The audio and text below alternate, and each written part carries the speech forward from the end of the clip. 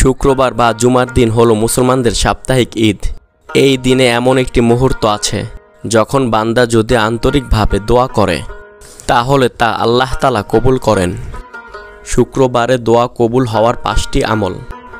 1 number, ইস্তেজাবার সময় খুঁজে দোয়া করা। ইস্তেজাবা এমন সময়কে বলা হয় এই সময় বান্দা আল্লাহ তাআলার কাছে যা কিছু চাইবে আল্লাহ তাআলা তাকে তাই দান করবেন। প্রিয় ভিউয়ার্স, আসুন আমরা সেই সম্পর্কে একটি হাদিস শুনে আসি। রাসূলুল্লাহ সাল্লাল্লাহু আলাইহি ওয়াসাল্লাম বলেছেন, জুমার দিনে একটি মুহূর্ত রয়েছে যখন কোনো মুসলমান সেই সময় দাঁড়িয়ে নামাজে থাকে ও আল্লাহর কাছে কিছু চায়, আল্লাহ তাআলা অবশ্যই তা তাকে দান করেন। ওই মুহূর্ত সম্পর্কে আলেম ওলামাগণ বলেছেন, আসরের পর থেকে মাগরিবের আগ পর্যন্ত সময়টাই দোয়া কবুলের সম্ভাব্য সময়।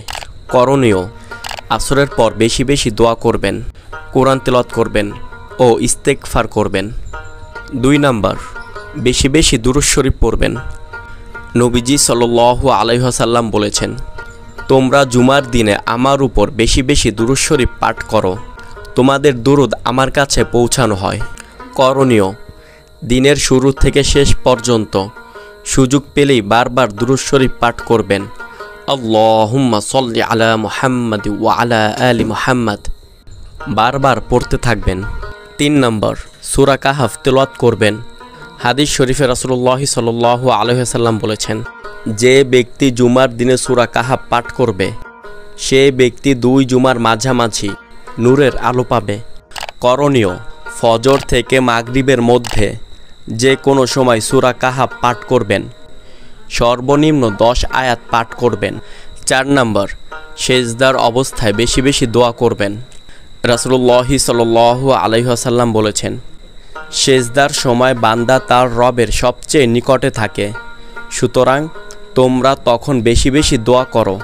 করণীয়, নফল নামাজে সেজদায় গিয়ে নিজের গুনাহ মাফের দোয়া করবেন, গোপনে চোখের পানি ফেলবেন, হৃদয় থেকে আল্লাহ তাআলার কাছে দোয়া করবেন। 5 নাম্বার, তওবা ও ইস্তেগফার বেশি বেশি করবেন। পবিত্র দিনে গুনাহ মাফ করার সুবর্ণ সুযোগ। করণীয়, কমপক্ষে 100 বার আস্তাগফিরুল্লাহ পাঠ করবেন। নিজের জন্য এবং নিজের পরিবারের জন্য দোয়া করবেন। প্রিয় ভাই ও বোনেরা, শুক্রবার একটা সুবর্ণ সুযোগ। এই দিনে আমাদের দোয়া কবুল হওয়ার সম্ভাবনা বেশি।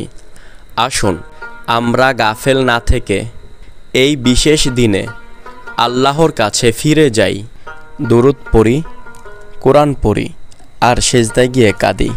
নিশ্চয়ই আল্লাহ তাআলা আমাদের দোয়া কবুল করবেন। ভিডিওটি আপনাদের কাছে কেমন লেগেছে কমেন্ট করে জানাবেন।